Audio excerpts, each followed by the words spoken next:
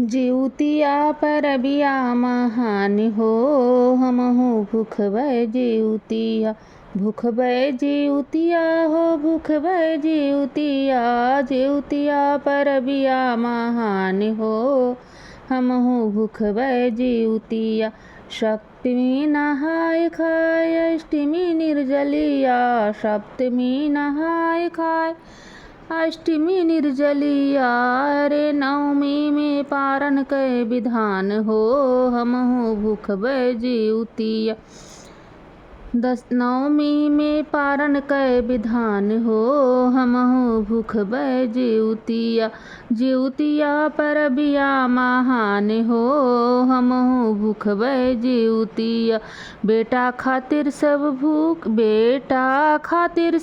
भूखे जिउतिया। बेटा खातिर सब भूखे जिउतिया परबिया। चाहे बूढ़ी माई रहे चाहे नया कनिया। चाहे बूढ़ी माई रहे चाहे नया कनिया। सबही पूजे जितिया मैया कै पाँव हो, हमहु भूखबै जिउतिया। सभे पूजे जिउतिया मैया कै पाँव हो, हमहु भूखबै जिउतिया। भूखबै जिउतिया हो, भूखबै जिउतिया।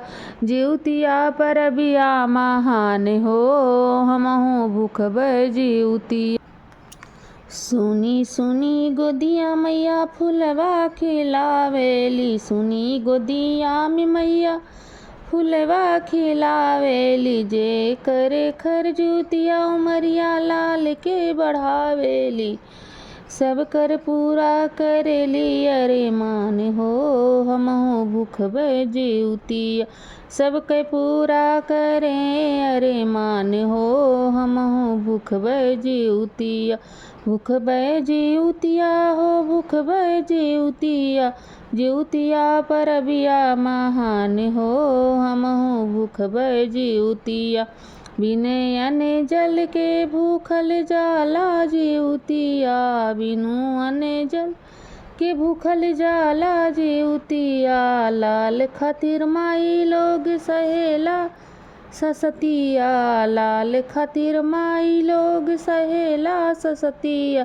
लिखल बाटे वेद पुराण हो, हमहु भूखबै जिउतिया।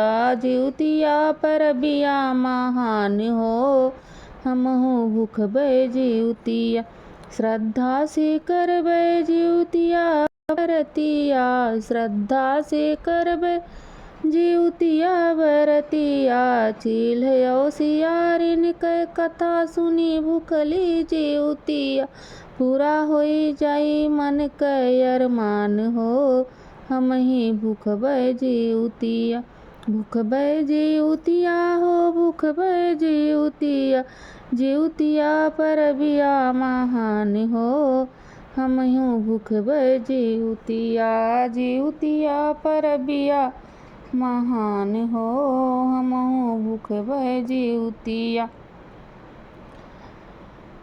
सिंदूर अमर करिहे मैया जिउतिया।